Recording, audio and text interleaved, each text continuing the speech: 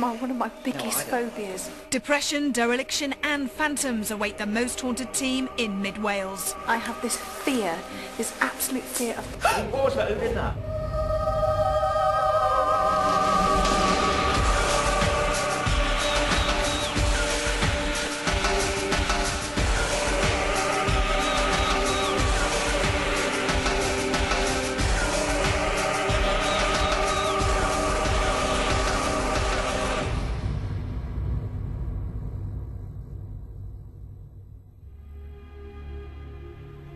Hello and welcome to Most Haunted.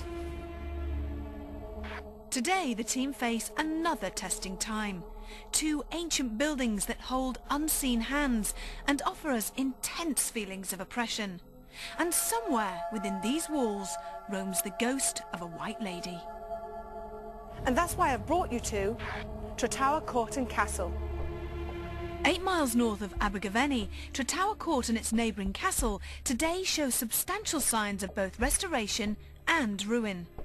The castle's original 11th century construction coincided with the Norman invasion, and soon after it became the spoils of a war that saw it pass between English and Welsh hands for the next 300 years. Eventually a medieval manor house was built to replace it as a residence, with the wealthiest commoner in Wales, Roger Vaughan, completing the job in the 1450s. Modifications continued at the court until finally passing from the Vaughan family in 1783.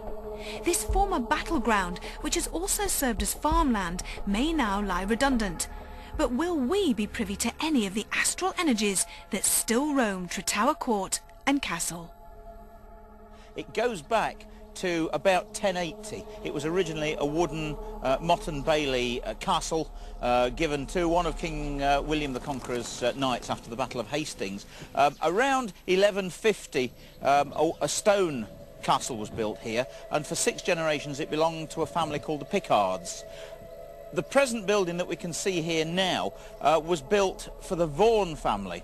They stayed here for approximately 250 years. They were the lords of the manor. There was a manorial court held here in this building, and the courtroom is still preserved to this day.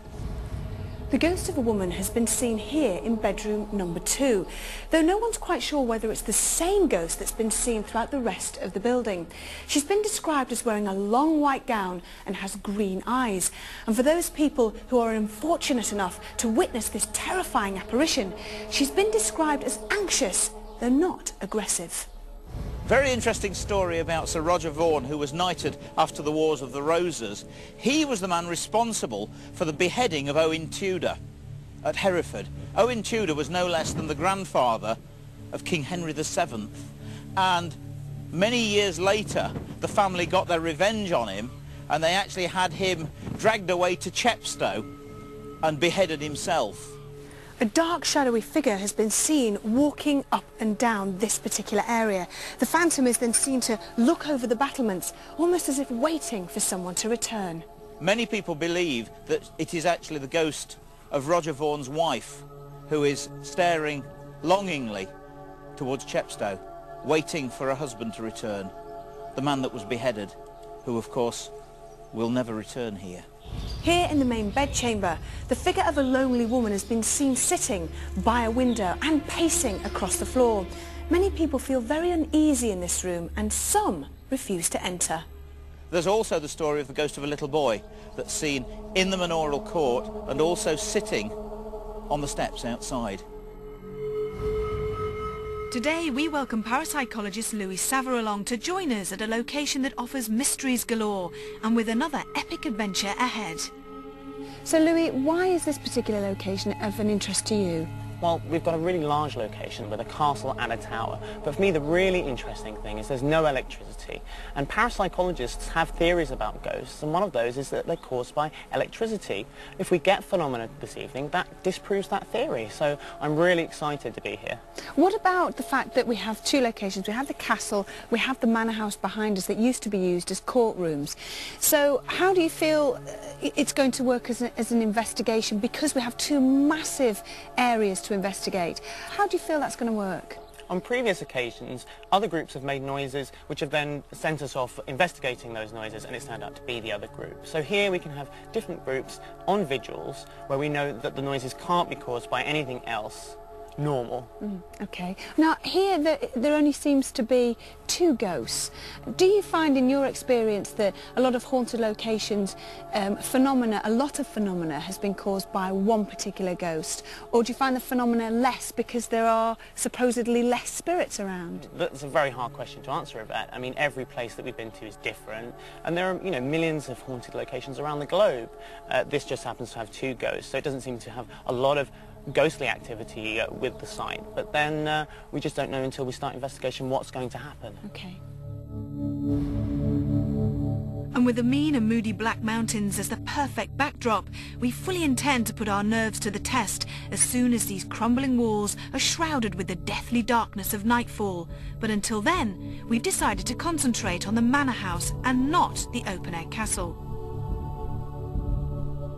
Our resident mediums are also now in Powys and ready to begin.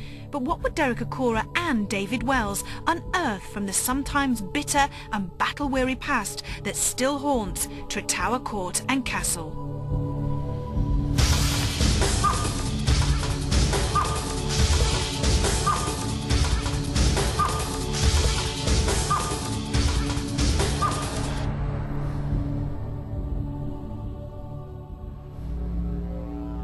It's a magnificent place, isn't it? It's beautiful, isn't it? Yeah. Really So what's is. coming at you? What can you sense? I'm told to say that we've got someone called Roger that moves around these buildings. Do you think he's been seen? Has he been seen? Not in the form of a true spiritual manifestation, but I feel his presence has been witnessed, seen here, and people have felt him. Whereabouts, Derek? Whereabouts is he active? Up above, Right. rather than ground floor. I'm calling it ground floor, he said, to the ground. And he said he's one of a few. He's one of a few. The name of Roger does hold strong connections with Tretower, with more than one landlord sharing this name. But would this character live up to their promise of accelerated levels of activity up on the higher levels? The main bedchamber appeared a perfect place. After all, it regularly reports a female apparition, although Tretower's Lady in White is said to be both austere and anxious. Now this is a spirit lady. She belonged here. She felt part of the fabric, so to speak. She was a person of high esteem rather than in service. It's like saying this. She was the lady to someone who was called Sir. Right. Comes back here regularly. What was she? Can you describe her? Not heavy set.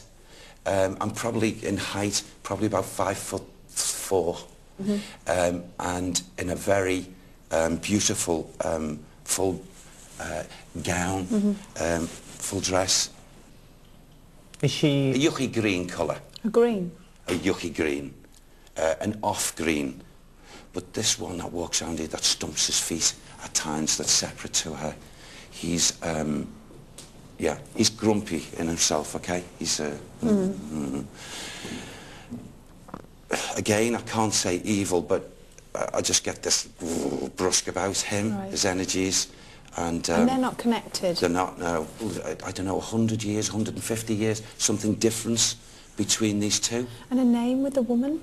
The lady definitely connects with 1500, what? 1530. Go on, say it again.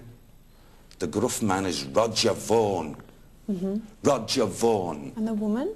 Who's the woman? She was the good lady to Parry. I take it she was partner. And is Parry a surname? I get J. And I get Parry. This land has witnessed many battles, but for all of its bitter and bloody backdrop, it also has a story that still lives on, 6 centuries after murderous revenge separated the owners of Tretower Court and Castle. I don't know what it is, but I just don't like it.